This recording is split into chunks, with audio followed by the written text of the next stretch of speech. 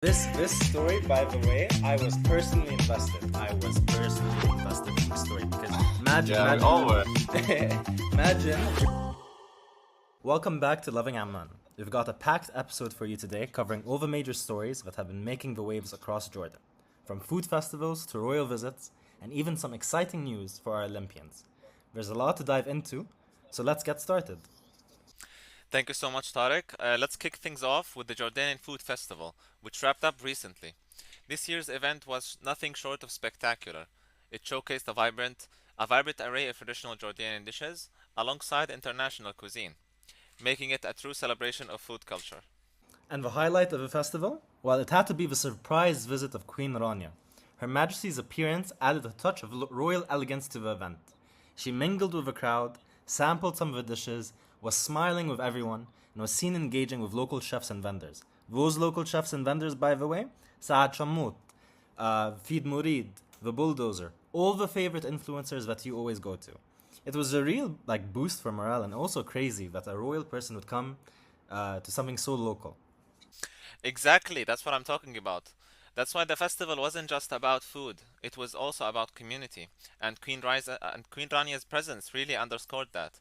It was great to see her supporting the local talent and promoting Jordan's culinary heritage on such a large stage. It was truly spectacular. Speaking about the royal family, we also had another big story this week with the royal court's generous donation in celebration of everyone's favorite princess, Princess Iman. The court distributed meat and food to over 6,000 families across Jordan. And it really goes to show you just how kind and how deep the connection between the royal family and the Jordanian people are. Absolutely. The distribution wasn't just also limited to meat. It also included donations to orphanages, homes of the elderly, and people with disabilities, especially in times when economic challenges make life tough for many families and many residents of the country. Honestly, it's gestures like these that kind of remind us of the importance of community and support, especially here in Jordan. And it's a really top down. It's coming from the top down. The royal family continues to set a strong example time after time with their leadership and compassion. 100% totally agree. Now let's jump into something a bit more celebratory. Our Jordanian Olympians are back home. They've returned from their international competitions, and the country couldn't be prouder. The reception they received at the airport was phenomenal, with fans, family, and officials all turning up to welcome them back. And it's moments like these. If you saw the greeting they got at the airport, it was crazy. Thousands of people showed up because we had a lot of in Taekwondo. We got a silver medal, which was crazy.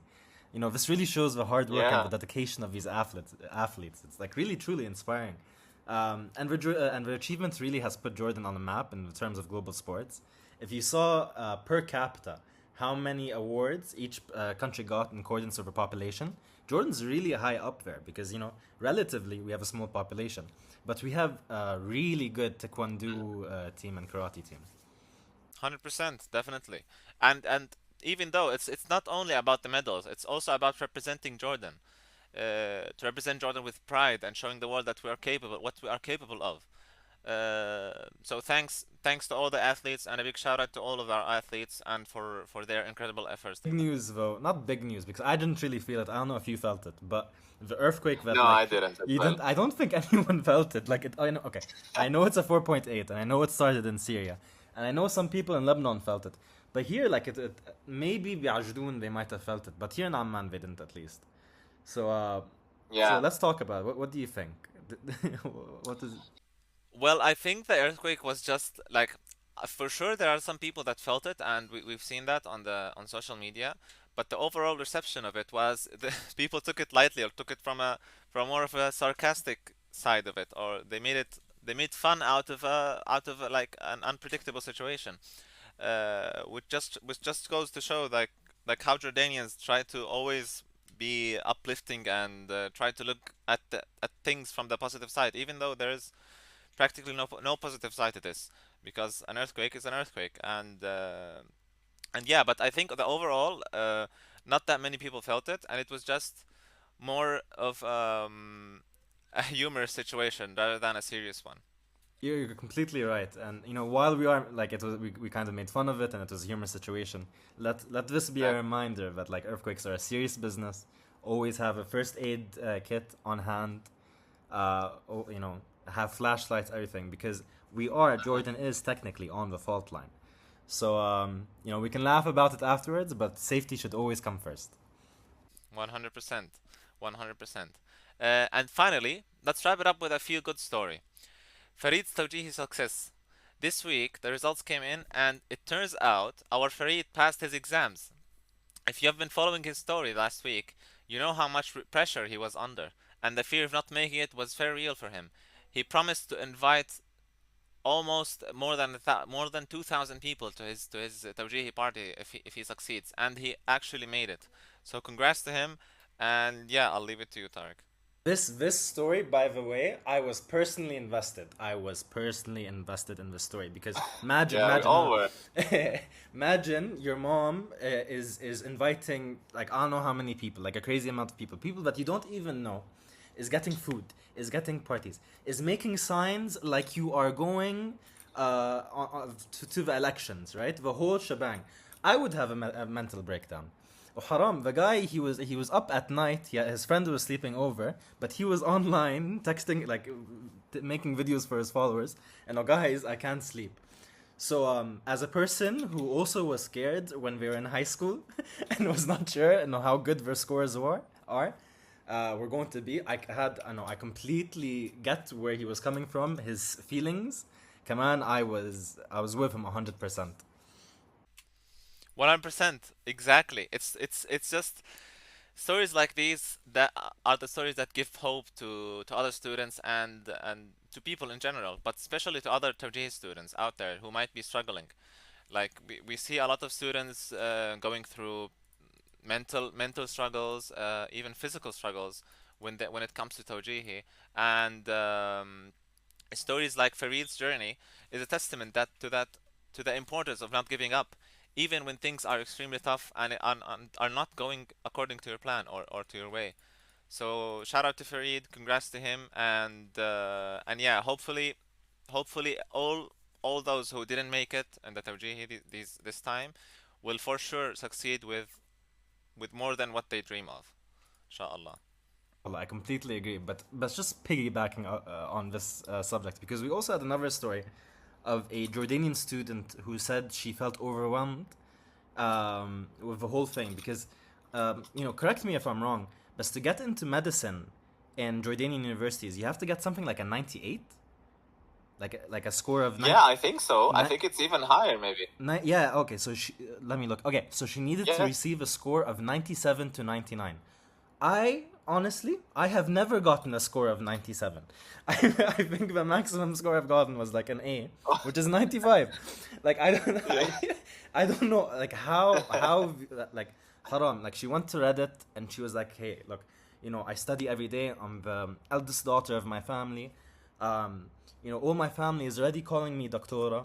And all my grades are good. Yeah. Her score was 94, right? So of course this is an amazing like a score. Like I don't like that means she barely ever got anything but an A. But I don't know how you're supposed to be constantly like getting a 97 or above. Like what do you think? What's your opinion on the whole subject? I think I think like I'm not sure who puts these grades or like these averages for people, but I think the government, or I'm not sure if it's the government, but I think whoever puts them needs to like consider the toughness of the Tawjih exams and the mental struggles surrounding it and what people go through and what students go through mentally and physically during these exams. I think they should consider that and put the averages like a bit lower or for those who are like missing a few points or a few marks. I think there needs to be like a special case for them or like for them to like I think there needs to be a program for those who are uh, like less unfortunate than others. So yeah, that's my view of it. Like I'm not sure how to feel about it. I definitely feel bad for the people who are like missing a few points to not be able to at like study what they want to study. But yeah, that's my point. I completely agree, and I'm going to read out one of the comments, by someone called Omar. He said, Yeah. unironically, this mentality is messed up. Kids should not go to university when they're 18. They should take at least a year or two of internships and part-time jobs to understand the world and figure themselves out. Which I think is a good idea. Now, personally, I didn't do that. I went straight to uni right after high school because that's really what's expected of us. But if I could do it again, I think I would take a year off. I think I would just like work and actually try to understand the real world before I go. 100%. Yeah, and that's a wrap on today's episode. We covered a lot, from royal gestures to sport triumphs, and even a little shake-up with earthquake. It's been a week full of ups and downs, but through it all, I think we've seen the resilience and spirit of the Jordanian people, which makes us so special. No bias in that statement at all. True. Yeah, stay safe, stay connected, and we'll see you next episode. So much, and take care, everyone.